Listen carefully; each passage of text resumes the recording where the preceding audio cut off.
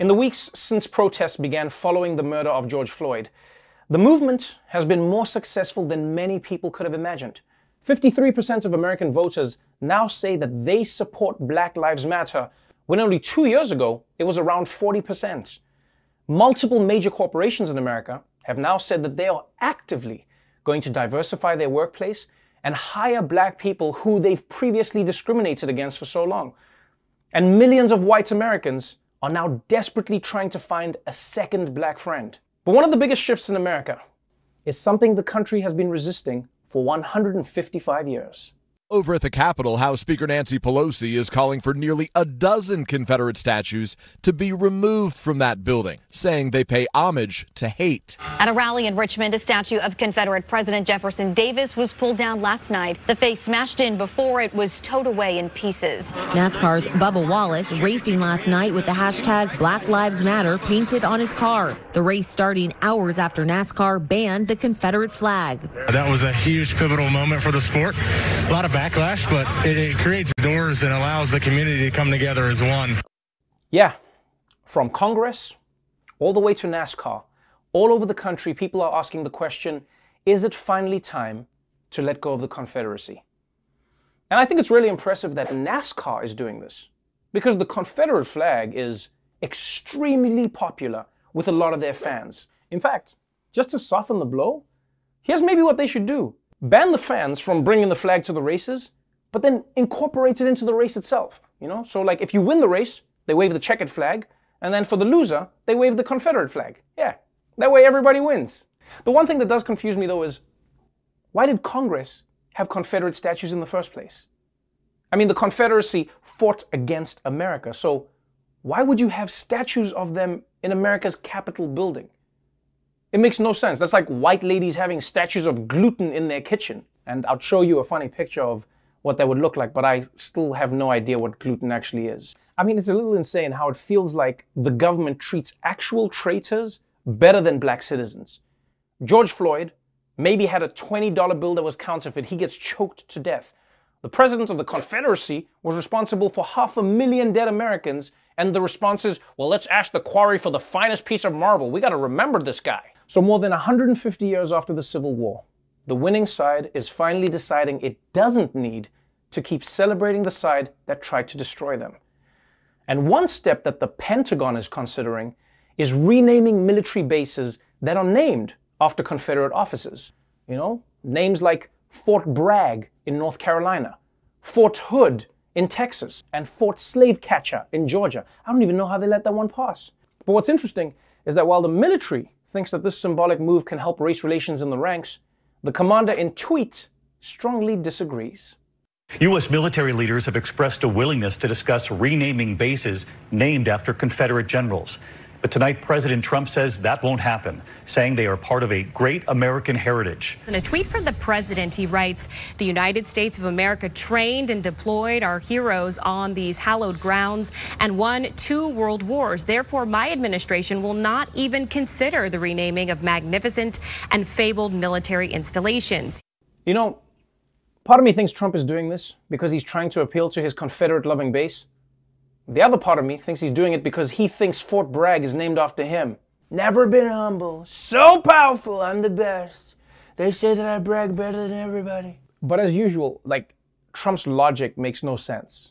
Because America didn't win World War II because of the names of those bases, right? America won World War II because Tom Hanks found Matt Damon. That was the turning point. Like, you can call the base whatever you want. It's not going to determine how effectively your soldiers are going to fight. America isn't going to be losing to Russia in World War III like, we should have never renamed those bases! That was our secret weapon! Oh! And I know for some people this debate might seem inconsequential, but you got to understand. The reason the military generals are open to changing the names of these bases is the same reason that NASCAR is doing it.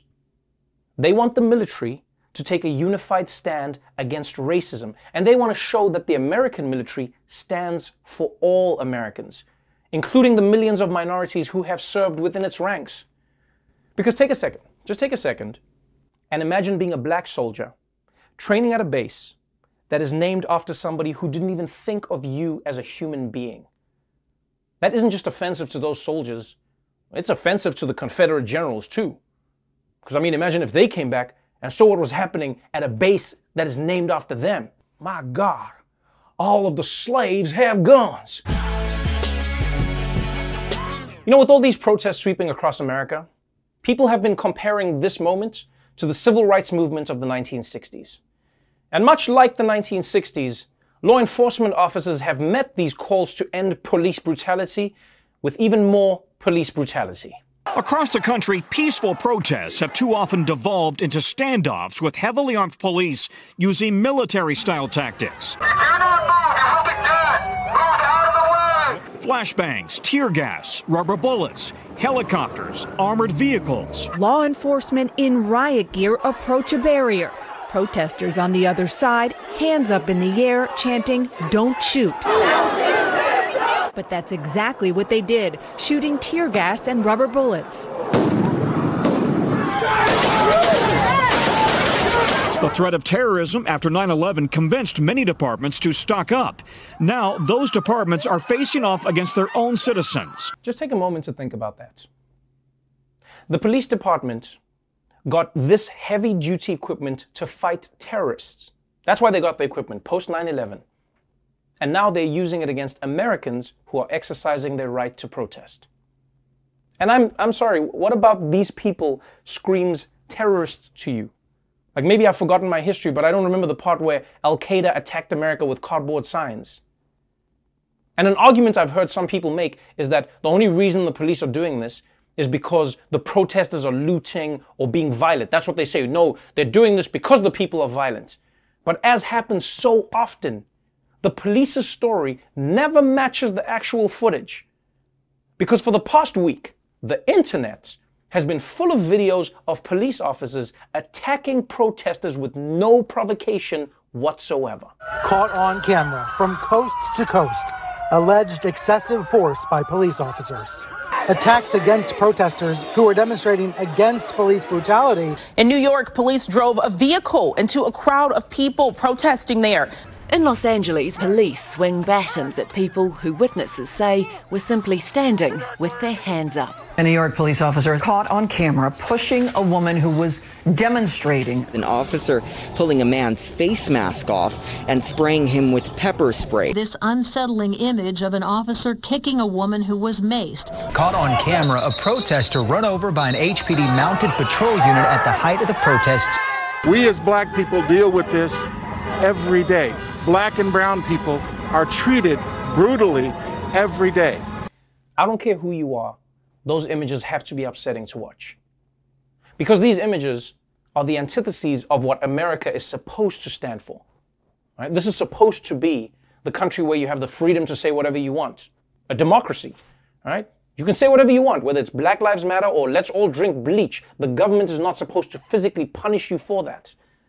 And that hasn't always been the case in America, but that is the ideal, right?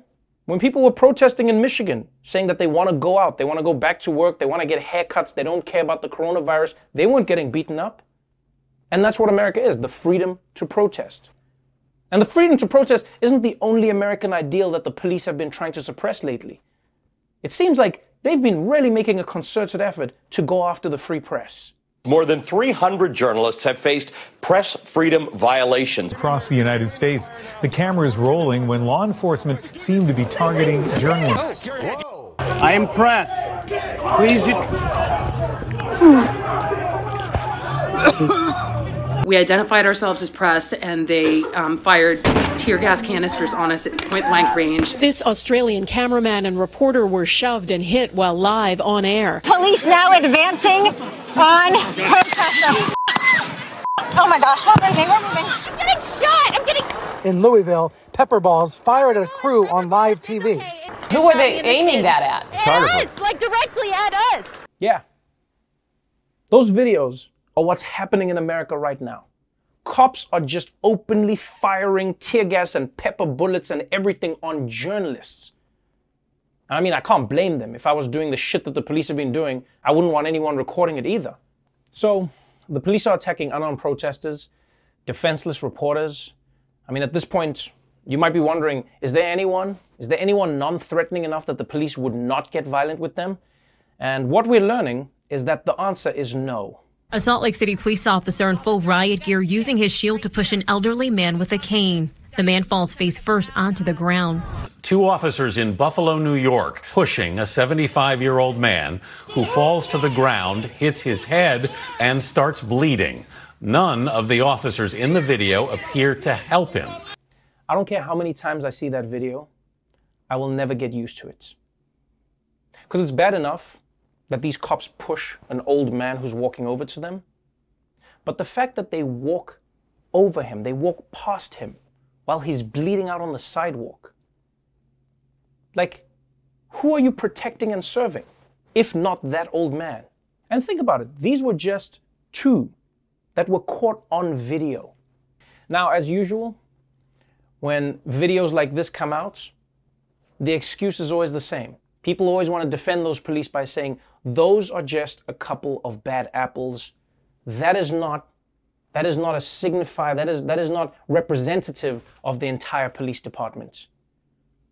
The only issue is that argument falls apart when you see what happened after they pushed this old man to the ground. A police statement released before the footage was posted online said only that a man tripped and fell. But after the video surfaced, the police commissioner ordered an internal affairs investigation and the immediate suspension of the officers without pay. As the officers leave the courthouse, cheers from a crowd of fellow officers and law enforcement. In another show of support, all 57 members of the Buffalo Emergency Response Team resigned, but they remain on the police force. Think about this for a second. Not only did the police department try to cover up what happened, not only did they try and lie about something that we all saw on camera, but once the truth got out and those cops were punished, the entire team resigned to protest those police being held accountable. In fact, they even showed up at the courthouse to cheer them on as they came out. What are you cheering? That Buffalo is finally safe from old men walking around in public? What are you cheering? What are you cheering? The fact that you've come out? The fact that you stayed? Like, it's a scary thing to think about. What are they cheering for? And something I think people need to understand about the police is that in a way, they have the same code that a gang does. In that above all, you are loyal to your crew. That is a culture that is within every police department. And that's the heart of this issue.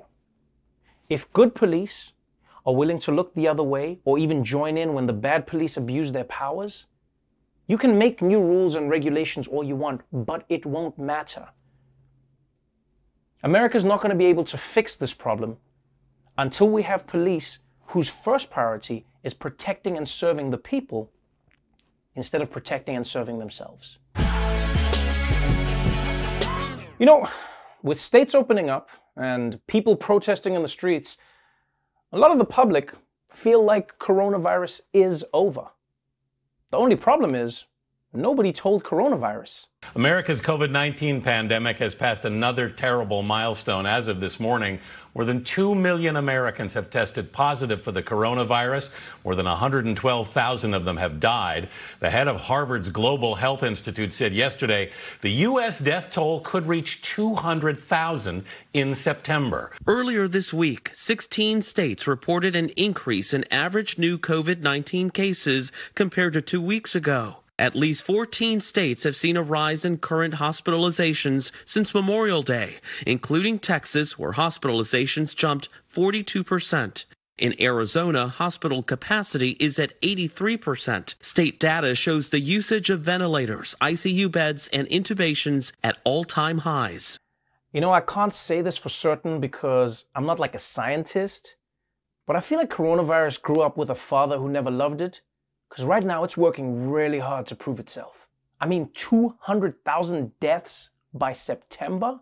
Coronavirus is attacking America so hard, half of the country is going to want to put up a statue of it. And look, there are many reasons that Americans are taking the pandemic less seriously. But one of those reasons might be the fact that the people running the country barely seem to be thinking about it anymore at all. I mean, they haven't held a corona press conference to update the public in weeks. Like, I don't know where the country officially stands. Do you?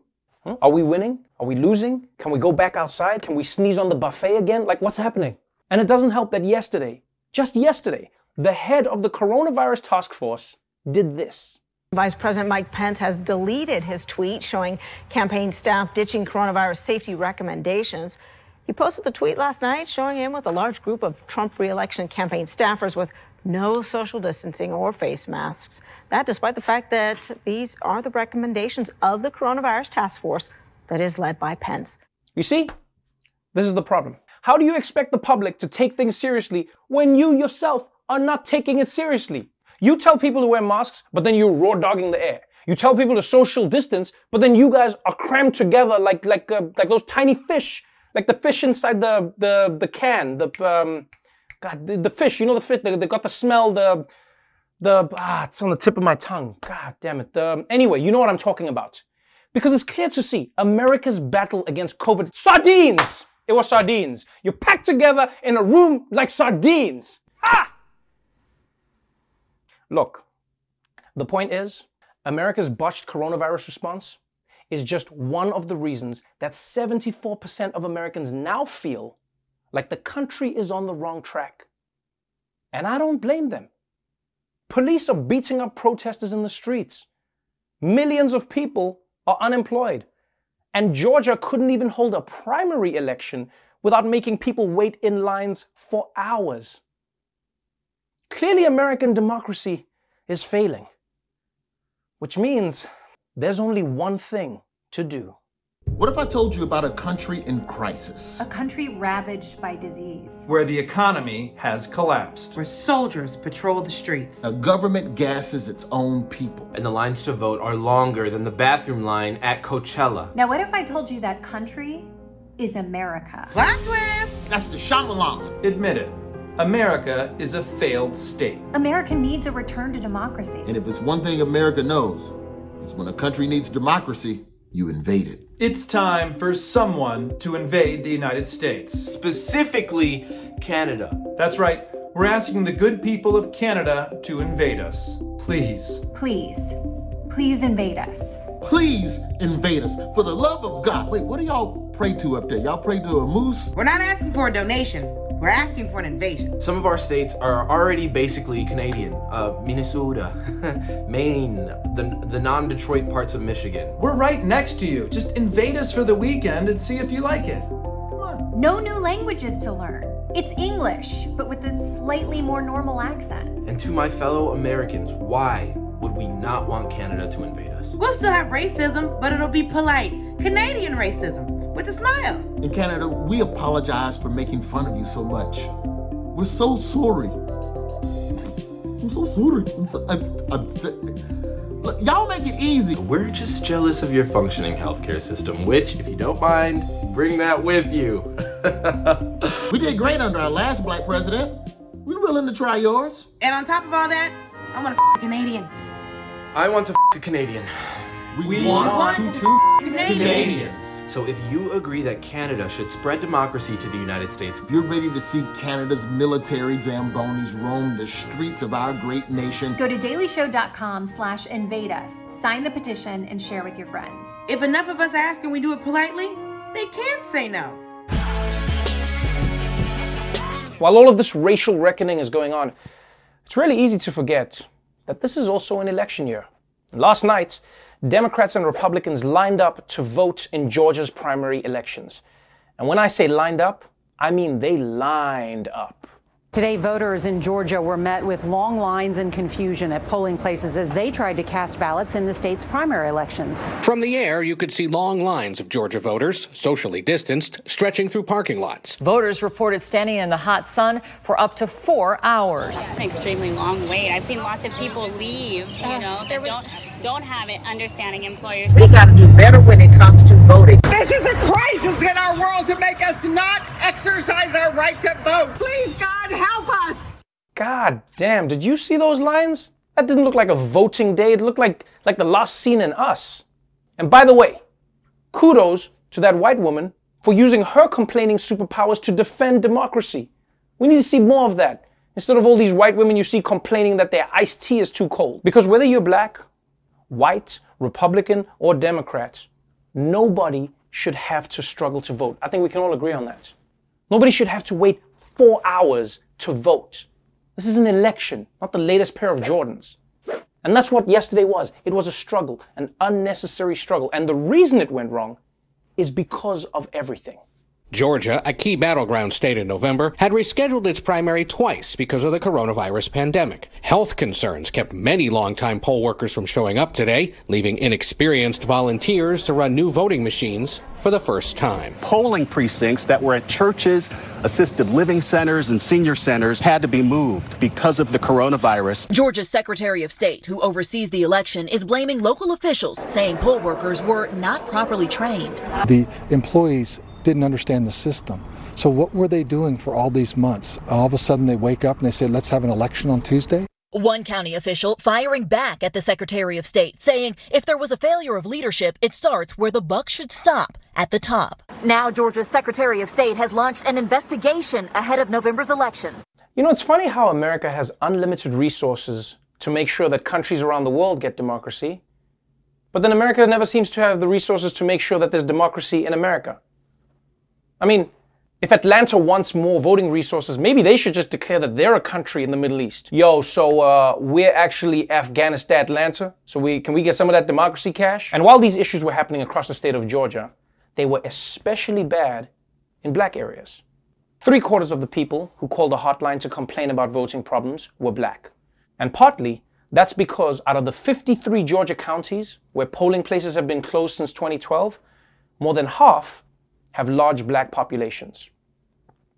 And I mean, at this point, none of this is surprising, right? We're used to seeing this by now. In fact, smartphone data shows that in 2016, voters in black neighborhoods across the country waited at polling places 29% longer than voters in white areas. So, as usual, when something goes bad in America, for black people, it gets worse. And it doesn't matter what it is, whether it's policing, voting issues, or winter.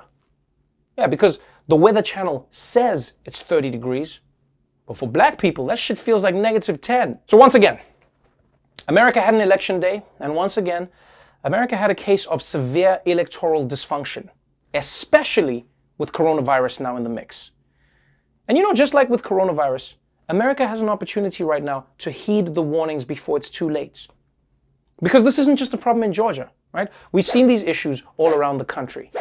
And if this happens again in November with the presidency at stake, best believe people are going to be fighting over a lot more than just toilet paper. Before we go, The Daily Show and Comedy Central have been donating to 3 groups who are fighting against police brutality and systemic racism: the NAACP Legal Defense Fund, the Equal Justice Initiative, and the Bail Project. Now, if you're able to help and you would like to join in, then please go to the following link and give whatever you can.